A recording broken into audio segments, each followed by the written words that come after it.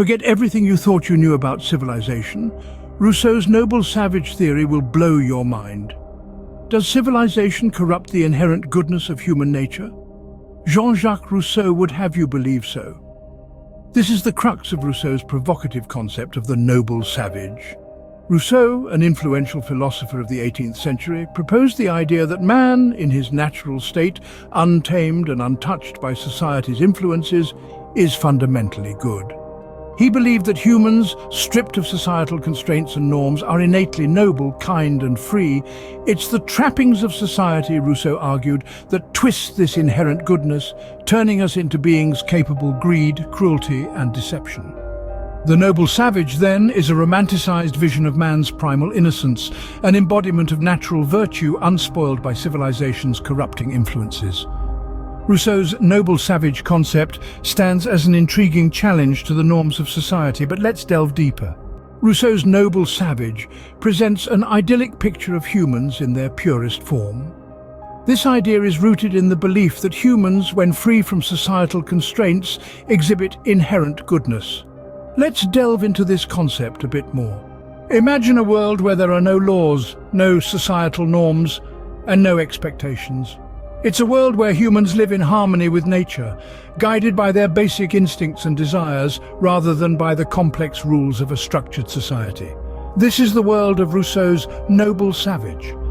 The first pro of this concept is the inherent goodness of humans. Rousseau believed that in their natural state, humans are essentially good. They are born with a sense of empathy and compassion, which only gets corrupted when they are exposed to societal norms and expectations. In the absence of these influences, humans can express their goodness freely and without restraint. Secondly, the noble savage is free from societal constraints.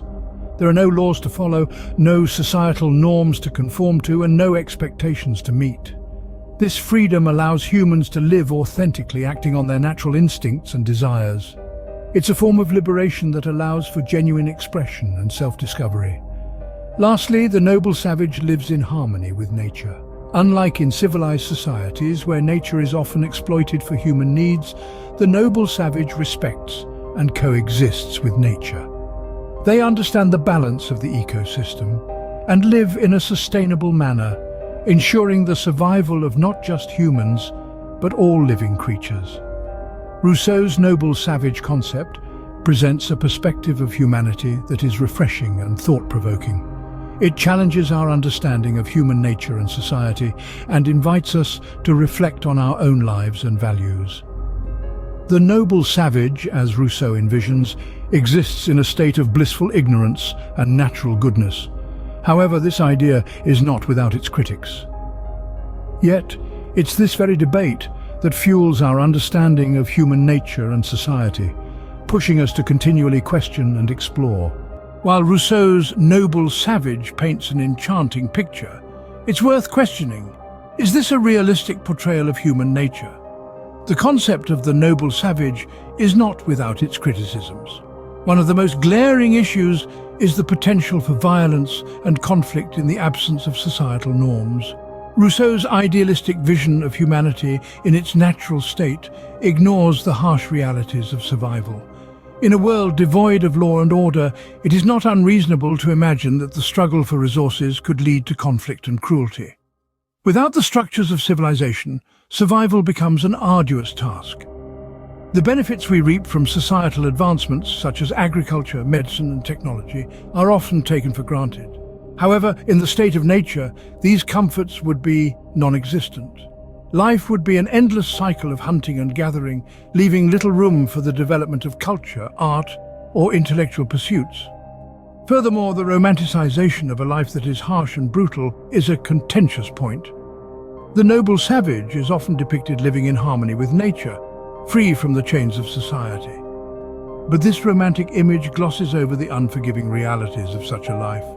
The elements show no mercy, disease is rampant, and the constant fight for survival leaves no room for the leisure or comfort we associate with a fulfilling life. Moreover, the noble savage concept assumes that humans are inherently good, and it is society that corrupts. This perspective, though appealing, ignores the complexities of human nature. Are we not capable of both good and evil, irrespective of societal influence? Lastly, the noble savage is often criticized for being a Eurocentric construct, used to exoticize and simplify diverse cultures and peoples, reducing them to stereotypes rather than acknowledging their complexity and sophistication. The noble savage, then, is a concept that stirs up as much controversy as it does admiration. The allure of the noble savage lies in its idealistic portrayal of human nature, but it is essential to consider the critiques that challenge this romanticized vision.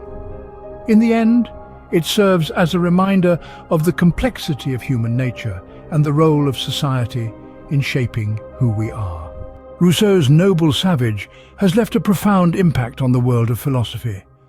The idea of man in his purest form, untainted by the complexities of society, continues to fascinate and challenge thinkers around the globe. Rousseau's concept has reshaped our understanding of human nature and society. It has sparked endless debates on whether we, as a species, are inherently good or whether we are molded by the societies we live in. It's a question that has been echoed in philosophical discourse and has even permeated popular culture. His critique of civilization as a corrupting force has also had a lasting impact. It's not uncommon to find echoes of Rousseau's thinking in modern critiques of industrialization and the fast-paced, disconnected lives many of us lead. But perhaps the most significant impact of Rousseau's noble savage is its enduring ability to provoke thought and discussion.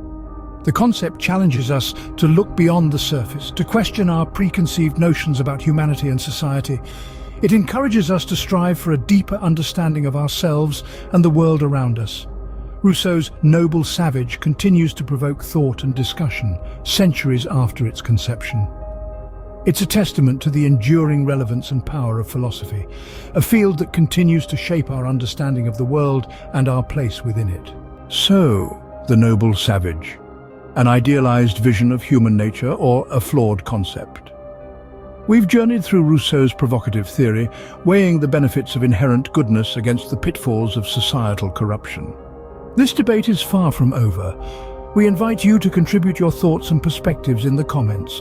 Thank you once again for your continued support and interest in the channel. We appreciate you sharing another episode with us here at Philosophical Flicks and look forward to seeing you all in the next. Until then, take care of yourselves and each other.